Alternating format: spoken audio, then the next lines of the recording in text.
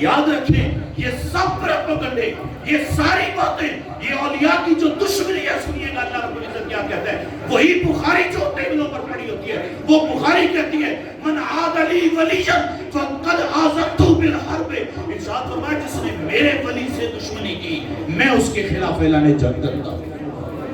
یہ اللہ رب العزت فرماتا ہے جس نے میرے ولی سے دشمنی کی میں اس کے خلاف اعلان جنگ کرتا ہوں۔ اور وہ ولی کون ہوتا ہے؟ یہی ولایت کی اللہ رب العزت نے جو تعریف کی ہے، ایمان والوں کی تعریف، وہی بخاری میں اللہ جل شانہ ارشاد فرماتا ہے وما تقرب الی عبدی، میرا بندہ میرا قرب پاتا ہے، کس طرح قرب پاتا ہے؟ بشیء احب الی مما افترضت، ارشاد فرمایا میرا بندہ جو میں نے اس پر فرض کیا ہے، مطلب کیا ہے؟ نمازیں فرض کی ہیں، زکوٰۃ فرض کی ہے، فرمایا وہ فرض ادا کرتے کرتے میرا بندہ میرا قرب پا لیتا ہے۔ یہ ساری زندگی داتا علی اجویری نمازیں پڑھتے رہے۔ ہاں آپ نکالیں کوئی ایسی روایت کی جس میں لکھا ہو داتا علی اجویری نے فلاں فلاں نماز چھوڑی تھی، نکال کوئی ایسی روایت کہ داتا علی اجویری کے پاس زکوٰۃ کا مال تھا، انہوں نے ہڑپ کیا خود کھایا، یا انہوں نے زکوٰۃ اپنے مال میں سے ادا نہیں کی، کوئی لے کے آئے ایسے جملے، تاریخ پھٹ تو جائے گی، تاریخ کا کلیجہ تو پھٹ جائے گا، لیکن ایسا ایک جملہ بھی نہیں لائے گی کہ خواجہ غریب نواز بے نمازی تھے، ایک جملہ بھی نہیں لائے گی کہ داتا علی اجویری بے نمازی تھے، ایک جملہ بھی نہیں لائے گی کہ بابا فرید بے نمازی تھے، ایک جملہ بھی نہیں لائے گی۔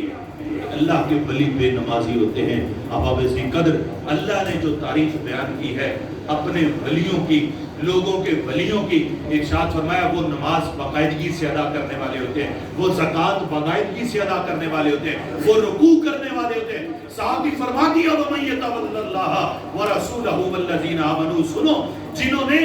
اللہ کو اپنا ولی بنا لیا، جنہوں نے رسول کو اپنا ولی بنا لیا، یا جنہوں نے ان ایمان والوں کو اپنا ولی بنا لیا،